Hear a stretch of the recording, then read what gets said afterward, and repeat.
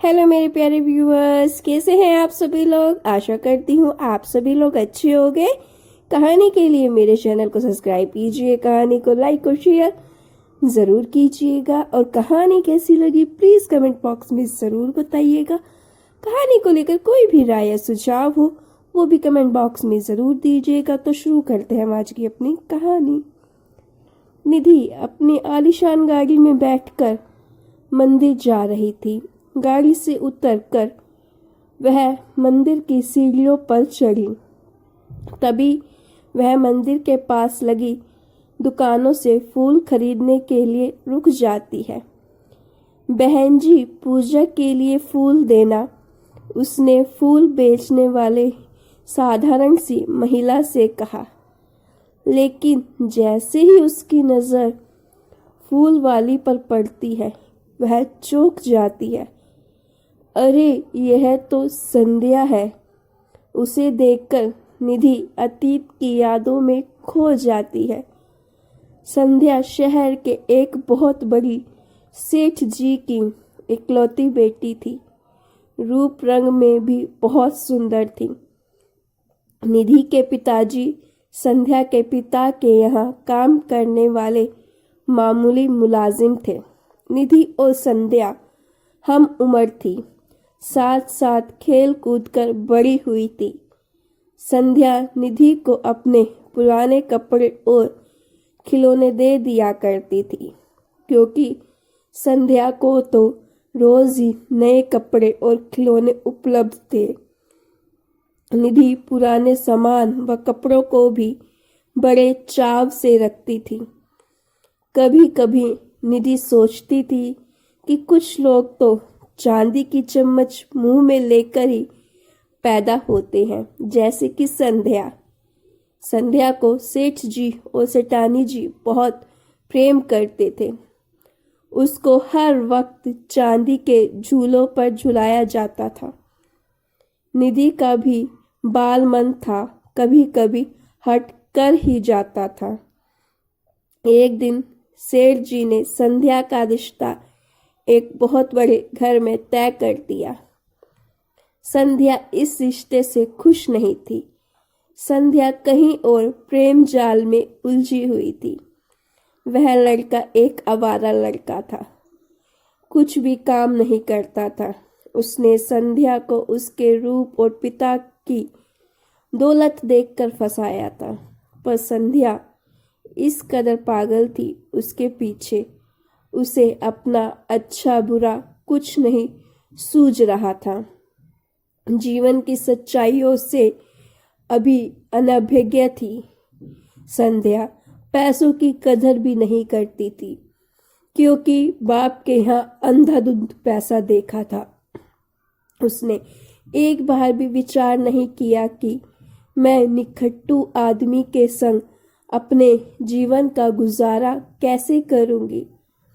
कल को परिवार भी बढ़ेगा, बच्चों का खर्च भी होंगे।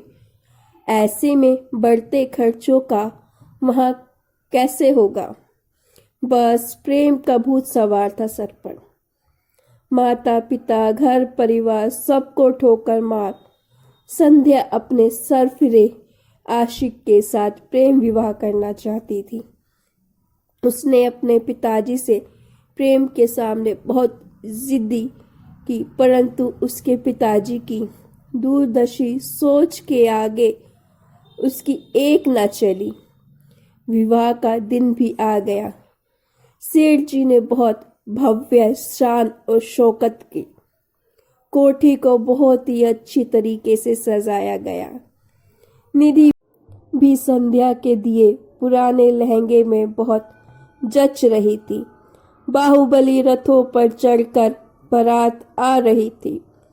चारों तरफ बहुत खुशी का माहौल था कि तभी हल्ला मच गया कि संध्या किसी ऐरे गैरे के संग भाग गई। सेठ जी की सारी इज्जत मिट्टी में मिल गई। सेठ जी के सीने में दर्द उठा और फौरन उन्हें अस्पताल ले जाया गया। उनको हार्ट अटैक आया था। दूल्हे वालों को भी बहुत बेइज्जती का सामना करना पड़ा। उनको बड़ी जिल्लत महसूस हो रही थी। बारात में बेरंग जाती तो बहुत बदनामी होती। लड़के के पिताजी स्वयं को ठगा सा महसूस कर रहे थे। तभी उनकी नज़र निधि पर पड़ती है। निधि को देखकर वह उसके पिताजी से तुरंत विवाह करने के लिए कहते हैं। निधि के पिताजी चौंक जाते हैं। लोग क्या कहेंगे?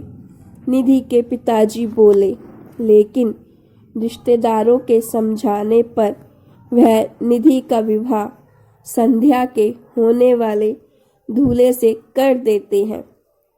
किस्मत का खेल कैसे बदलता है। निधि एक बड़े घराने की बहू बन जाती है और राज करती है। उसके पति भी बहुत अच्छे स्वभाव का है और उसकी सहेली संध्या, जो महलों की रौनक में पली भरी, आज सड़क की धूल खा रही थी। जब किस्मत के रंग बदलते हैं तब जीवन भी बदल जाता है। संध्या ने यह नियति स्वयं ही बनाई थी। नियति तो संध्या को बहुत अवसर दिए थे, पर संध्या ने भ्रष्ट बुद्धि के चलते अपनी किस्मत को बदनसीबी में बदल दिया। आज पेट में और गोद में भूखे बच्चों को लुटाए अपने जीवन नैया को चला रही थी। संध्या फूल बेचकर अपना पेट पाल रही थी।